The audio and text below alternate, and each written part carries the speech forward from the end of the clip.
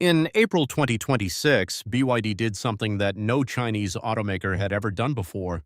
It launched a luxury electric vehicle at the Palais Garnier, the Paris Opera House, in front of European press, European investors, and European competitors. The car was the Denza Z9 GT. It starts at $134,700. It delivers 952 horsepower from a tri-motor setup, goes from 0 to 62 miles per hour in 3.4 seconds, and can charge from 10 to 70% in 5 minutes. That last number is the one that should stop every legacy automaker in its tracks. Because the single biggest psychological barrier to EV adoption in Europe has never been the price or the range, it has been the charging time, and BYD just announced it has solved it. The Denza Z9 GT is not a budget Chinese car undercutting European mass-market brands. It is a direct assault on Porsche, BMW, and Mercedes-Benz on their own turf, priced to compete with the Taycan Sport Turismo, designed by the former design director of Audi and Lamborghini, and endorsed by Daniel Craig as the new face of the Denza brand. This is not a company trying to sneak into Europe through the value segment. This is a company walking in through the front door of the luxury segment, wearing a tuxedo in Paris, and telling Europe's car makers that the ground has shifted. To understand why this moment is so significant, you need to understand how we got here, because the speed of BYD's European rise is something most people have not fully registered. In January 2026, BYD registered 18,242 vehicles across Europe. That is nearly triple the volume of the same month a year earlier. Within the EU specifically, the growth was 175% year over year. BYD's EU market share hit 1.7%, up 1.1 percentage points in 12 months. And the company has announced plans to double its European retail locations to 2,000 outlets during 2026, with the German network alone growing to 350 partner sites by year-end. Germany, the home of Volkswagen, BMW, and Mercedes, is where BYD is expanding fastest. By January 2026, BYD had entered the top 3 EV brands in Europe by volume, sitting behind only Volkswagen and BMW. The same month, Volkswagen Group reported a 3.7% decline in registrations, and Renault fell 16.7%.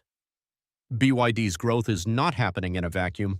It is happening at the direct expense of the brands that have defined the European auto industry for a century, and BYD is doing this while facing a 17% EU import tariff, the European Commission's response to concerns about Chinese state subsidies distorting competition.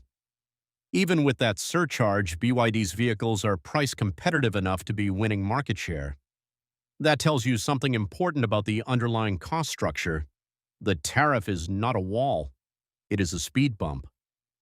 The technology story is the part that should genuinely frighten European engineers, and it goes well beyond the headline charging numbers. BYD is vertically integrated in a way that no legacy Western automaker can match.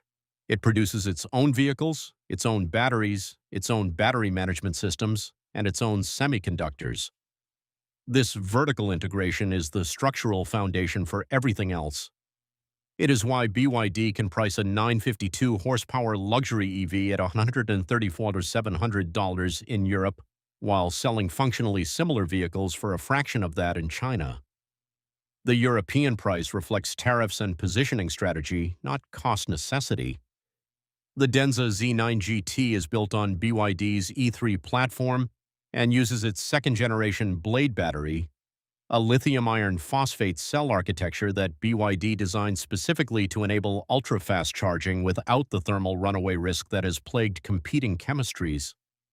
The 7,500 kilowatt flash charging system unveiled in Paris alongside the car is not a minor improvement over existing technology. The fastest public chargers widely deployed in Europe today run at 350 kilowatts. BYD is claiming more than 4 times that. If the flash charging system performs as demonstrated in controlled conditions when deployed on real infrastructure with imperfect grids and cold weather, and that is a genuine open question, it eliminates the last significant practical objection to EV ownership for most drivers. 9 minutes for a full charge. That is faster than the average fuel stop on a European motorway.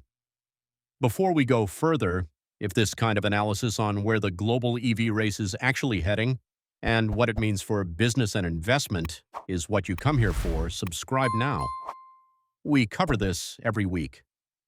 Now, here is the strategic move that makes the Denza Z9G genuinely terrifying for European luxury brands, and it is subtler than the spec sheet suggests. The price.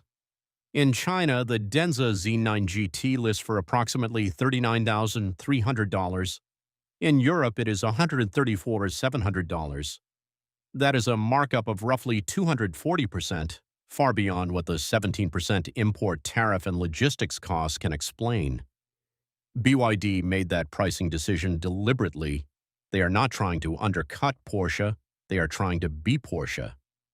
To sit in the same segment, be evaluated on the same terms, and win on technology and capability rather than on value.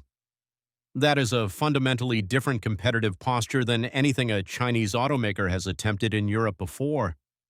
Every previous Chinese brand that entered the European market led with affordability, the implicit message being that you can get comparable functionality at a lower price.